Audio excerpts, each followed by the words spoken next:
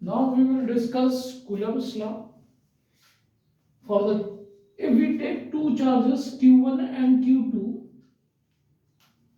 we are going to discuss here Coulomb's law. Okay, Coulomb's law जो है इसमें हम देखें तो we have taken two charges Q1 और Q2 और इनके बीच का डिस्टेंस हमने R अज्यूम कर लिया। तो जो कूलम्ब्स लॉ कहता है कि Coulomb's law force of repulsion or attraction between these two charges will be given by the product of their charges and inversely proportional to the square of the distance between them. So इसको हम collective note करें तो F is directly proportional to Q1 Q2 upon R square होता है और proportionality constant को हम remove करें तो it is removed by constant K and into Q1 Q2 upon R square and the value of K जो होती है वो होती है आपकी 9 into 10 raised to the power 9 Q1 Q2 upon R square. अब हमें यहाँ पता है कि Q1 और Q2 जो चार्ज है उनकी एसआई यूनिट कूलम्ब्स है तो फाइनली हमारे पास में एक रिलेशन आता है it may be a force of attraction और रिपल्शन। तो इसको कैलकुलेट करने के लिए हम ये फार्मूला यूज कर सकते हैं जो कि हमको कूलम्ब्स लॉ से मिलता है। तो कूलम्ब्स लॉ बेसिकली सीधा ये बताता है कि फोर्स जो इस पे लग रहा है फोर्स ऑफ अट्रैक्शन हो या रिपल्शन हो उनके डायरेक्टली प्रोपोर्शनल होगा प्रोडक्ट ऑफ चार्जेस के और इनवर्सली प्रोपोर्शनल होगा square of the distance between them. तो finally we have got F is equal to 9 into 10 raised to the power 9 Q1 Q2 upon R square। ये relation हमको मिलता है यहाँ पे और इसी को हम आगे देखें तो अब हमारे पास में ये फोर्स कैलकुलेट करने के लिए कूलम्ब्स लॉ आ गया। ठीक है, अब आप देखें कि कोई भी चार्ज जो है एक चार्ज जो है उसके आसपास जो होगा कोई एक एरिया होगा जिसमें हम दूसरे चार्ज को लेके आते हैं से फॉर एग्जांपल Q0 चार्ज को लेके आते हैं तो Q0 चार्ज पे इसके द्वारा एक फोर्स होगा यदि दोनों चार्जेस सेम पोलैरिटी के means like poles like charges हैं तो ये इस पे फोर्स लगाएगा और ये इसको रिपेल करेगा।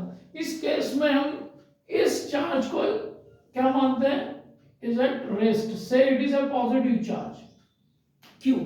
अब यहां पर देखो कि ये जो फोर्स एक्सपीरियंस्ड हो रहा है the force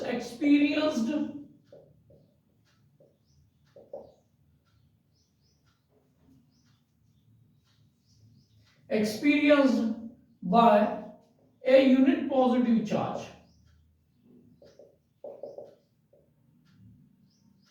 is known as the electric field of that charge। Means basically electric field क्या है एक चार्ज आपका प्लेस्ड है कहीं पे। अब यहाँ पे हम ये भी असम्पशन लेके चलते हैं कि इसके कारण भी इस पे फोर्स लगना चाहिए पर इसके फोर्स को हम अज्यूम नहीं करते नेगलेक्ट करते हैं हम ये मान के चलते हैं कि इस पे इसका कोई इफेक्ट नहीं। ठीक है, तो फॉर इलेक्ट्रिक फील्ड जो हमको मिल रही है यहाँ पे हमको क्या मिल गया electric field. Electric field is the force experienced by unit positive charge which is brought near to the charge जिसके हम इलेक्ट्रिक फील्ड निकाल रहे हैं। अब यहाँ पर देखो आप अज्यूम कर लें F अपॉन Q0 ये आपको इलेक्ट्रिक फील्ड दे देगा। Electric field is also a vector quantity. Electric field क्या है आपकी is also a vector quantity. Vector quantity और इसकी डायरेक्शन जो होगी जो फोर्स की डायरेक्शन होगी तो यहाँ पे हमको क्या मिल गया E is equal to F upon Q0 vector quantity होगी। तो यहाँ पर हम देखें कि इलेक्ट्रिक फील्ड को हमको डिफाइन करना है तो इसी फार्मूले को हम देखें तो 9 into 10 raised to the power 9 charge इसका Q और Q0 हो गया और डिस्टेंस हम अज्यूम कर ले R तो ये R स्क्वायर हो गया और डिवाइडेड बाय Q0 कर दें तो अब यहाँ पर हमको जो रिजल्ट मिल के आ रहा है वो आ रहा है आपका 9 into 10 raised to the power 9 Q upon R square. Electric field जो मिल रहा है हमको रिलेशन तो इससे ये क्लियर हो रहा है कि इस पे जो ये टेस्ट चार्ज इसका कोई इफेक्ट नहीं। अब यदि इस चार्ज की इलेक्ट्रिक फील्ड की बात करते हैं तो हमको क्या मिल रहा है कि इलेक्ट्रिक फील्ड की जो क्वांटिटी होगी, जो स्ट्रेंथ होगी, वही इसकी इलेक्ट्रिक फील्ड को डिफाइन करेगा। और जितना डिस्टेंस ज्यादा होगा उतना ये इलेक्ट्रिक फील्ड उतना कम होता चला जाएगा। Means as you will move away from the charge which is kept here, the electric field is going to decrease because it is inversely proportional to the square of the distance electric field। तो यहाँ पे हमको Coulomb's law से हमको electric field मिल गया। अब हम electric field से हम इलेक्ट्रिक पोटेंशियल को डिफाइन कर सकते हैं। इलेक्ट्रिक पोटेंशियल को डिफाइन करने का काम करेंगे हम।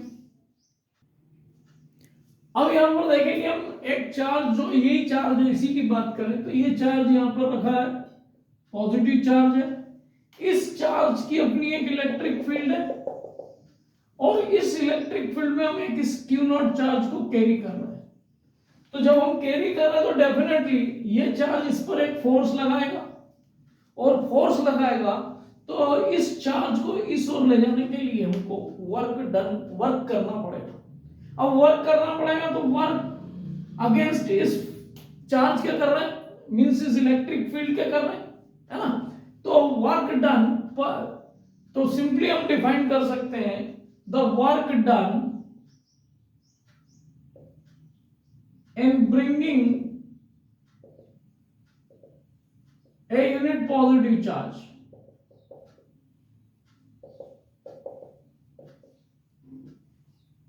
फ्रॉम इंफिनिटी ले लो, तो मैं ये चार्ज हम क्यू नॉट से लेके आए, इंफिनिटी से लेके आए, from infinity to any point in an electric field is known as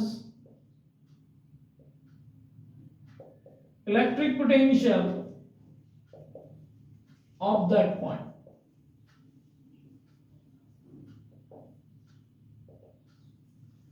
तो इस चार्ज को आप कैरी करके ला रहे हैं इंफिनिटी से, है ना। तो यहां पर जो वर्क डन होगा तो work done per unit charge will give the electric potential. अब हमको क्या मिल गया यहाँ पे, इलेक्ट्रिक पोटेंशियल। तो इलेक्ट्रिक पोटेंशियल हमको मिल गया। इलेक्ट्रिक पोटेंशियल में हम देखें तो work done per unit charge, work done per unit charge, work done की यूनिट आपकी जो है वो जूल है और चार्ज की यूनिट कूलम है और इलेक्ट्रिक पोटेंशियल की यूनिट वोल्ट है। एसआई यूनिट जो है वोल्ट है। तो SI unit of electric potential जो हो गया आपका वोल्ट हो गया। अब वोल्ट को डिफाइन करना है। यहां पर क्लियर हो गया कि work done per unit charge वो आपको इलेक्ट्रिक पोटेंशियल को डिफाइन करेगा। जब भी आप किसी चार्ज को लेके जा रहे हैं किसी इलेक्ट्रिक फील्ड में, इलेक्ट्रिक फील्ड क्यों होगा, क्योंकि वहां ऑलरेडी एक चार्ज है। उस चार्ज के कारण इस इलेक्ट्रिक ये चार्ज पे एक फोर्स एक्सपीरियंस होगा।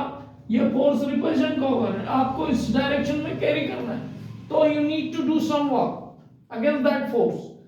तो यहां पर देखें हम कि work done per unit charge ये आपको क्या दे रहा है, इलेक्ट्रिक पोटेंशियल दे रहा है। ठीक है। तो अब यहाँ पे work done per unit charge से हमने इसकी यूनिट भी डिफाइन कर दी।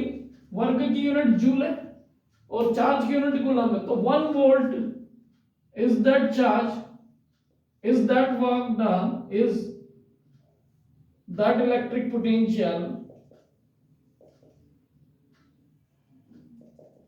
is that electric potential when a charge of 1 coulomb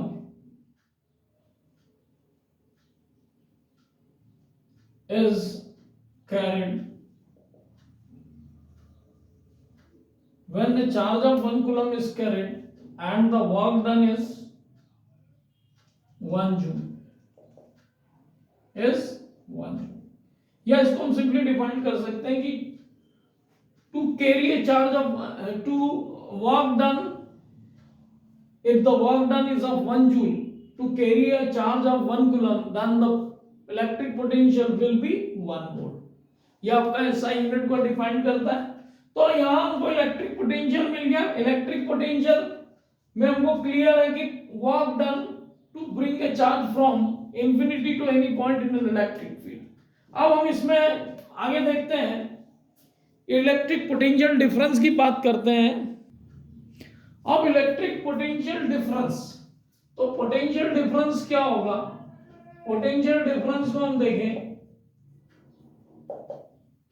तो सिंपली हम कह सकते हैं कि पोटेंशियल, सपोज ये पॉइंट है ए और अनदर पॉइंट है बी, तो इन पॉइंट पर यदि कोई पोटेंशियल है बिकॉज ऑफ द चार्ज, तो इस पोटेंशियल का difference V A minus V B, ये आपको पोटेंशियल डिफरेंस मिल गया। तो पोटेंशियल डिफरेंस इसमें देखें V A is greater than V B.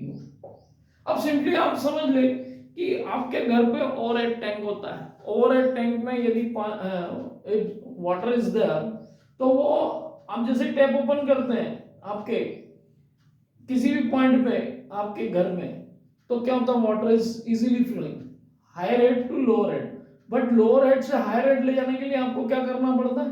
You have to pump it, means आपको पानी को जो है उसको पंप करना पड़ता है ना। तो फ्रॉम लोअर टू हायर के लिए आपको भी वर्क डन करना पड़ रहा है। और यहाँ पे क्या हो रहा है कि higher to lower easy way में फ्लो हो रहा है। जैसे टेम्परेचर की हम बात करें तो टेम्परेचर में भी क्या, higher temperature to lower temperature, मतलब इजी फ्लो जो होगा हायर टू लोअर की ओर होगा। सिमिलरली यहाँ पे पोटेंशियल में डिफरेंस होगा तो चार्ज क्या करेगा? मूव करेगा, चार्ज को हम कैरी कर सकते हैं, है ना।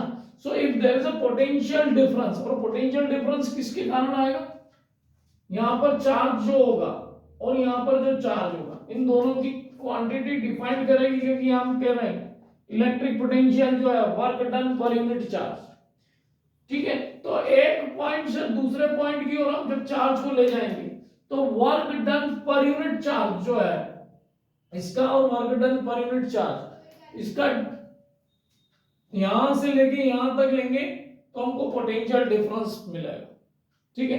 तो पोटेंशियल डिफरेंस जो मिल रहा है हमको, बेसिकली इसकी यूनिट भी सेम होगी 1 वोल्ट, ठीक है। पोटेंशियल की यूनिट भी क्या होगी आपकी, पोटेंशियल डिफरेंस की यूनिट भी क्या होगी 1 वोल्ट होगी। तो पोटेंशियल डिफरेंस और इलेक्ट्रिक पोटेंशियल ये हमारा क्लियर हो जाना चाहिए, ठीक है। बेसिकली इसमें मैं एक चीज और आपको बता दूं कि वर्क डन जो है फोर्स इनटू डिस्प्लेसमेंट होता है आपका, फोर्स इनटू डिस्प्लेसमेंट होता है ना। और आपका क्यू नॉट चार्ज है। अब क्यू नॉट चार्ज को ले जाने के लिए आपको क्या करना पड़ेगा? अभी हमने देखा था कि electric field is equal to, हमने डिफाइन किया था force per unit charge.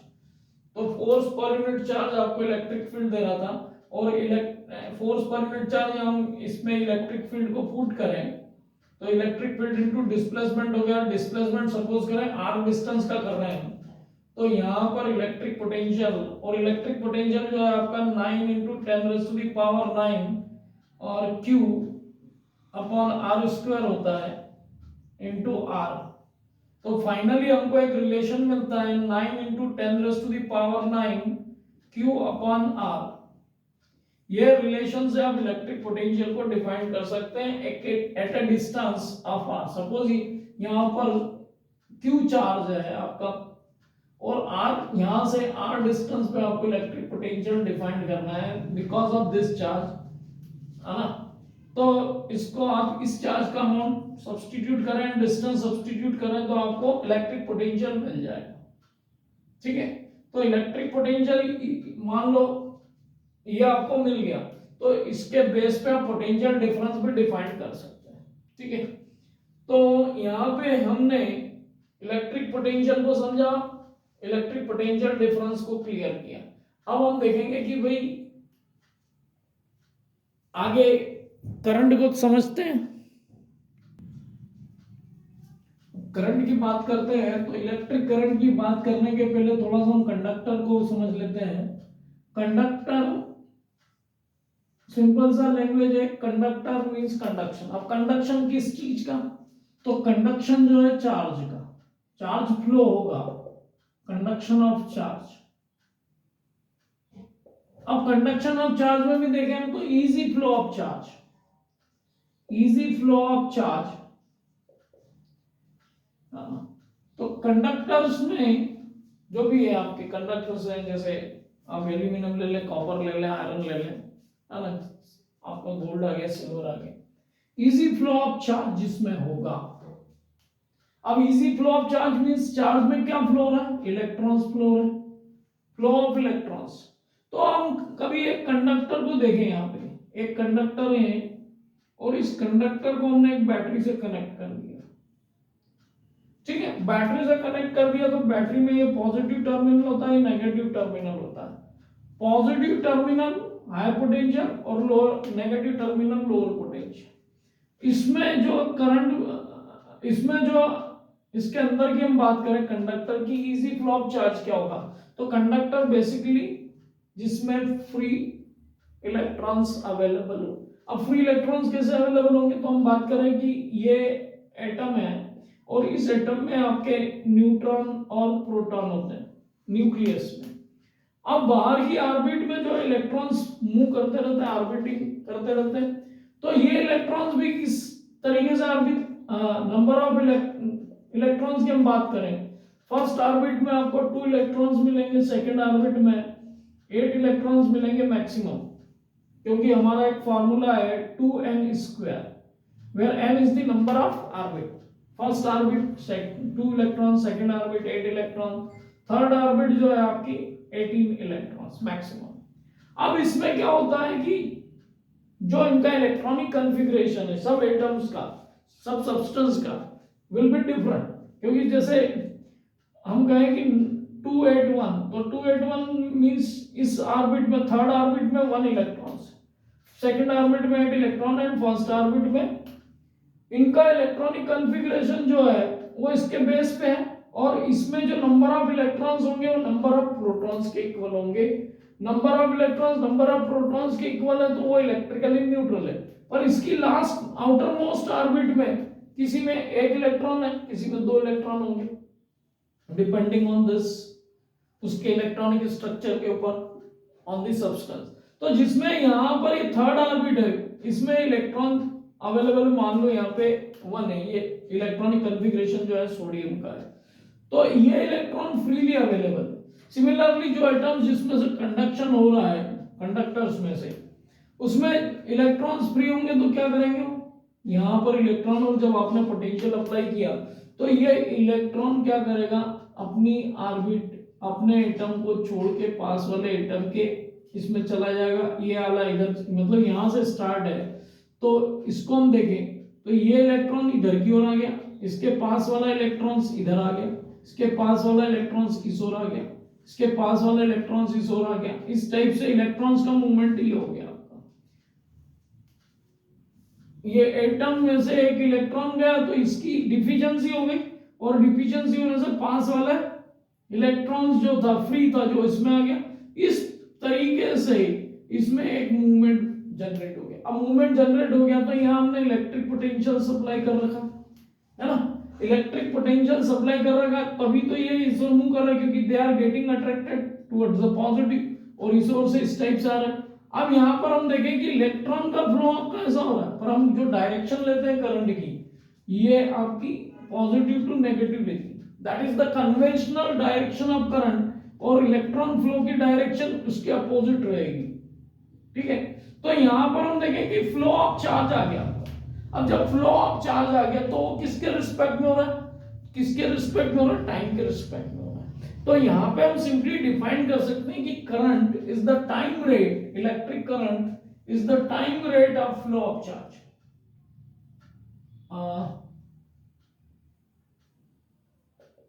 Electric current, it is the time rate of flow of charge.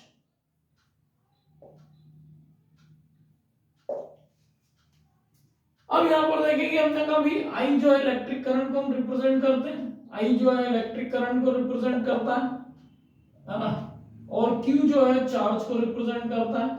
Charge को रिप्रेजेंट करता है, और टी जो है time taken.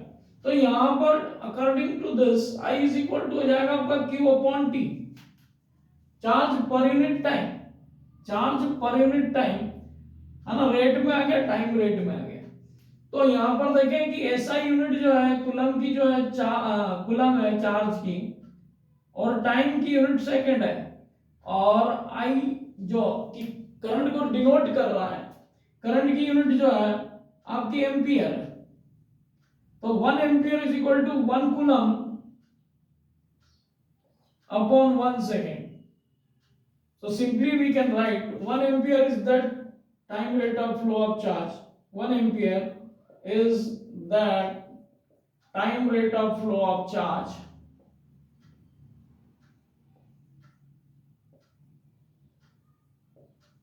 which takes place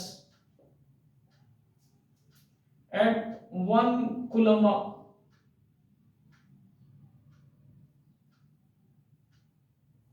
per second,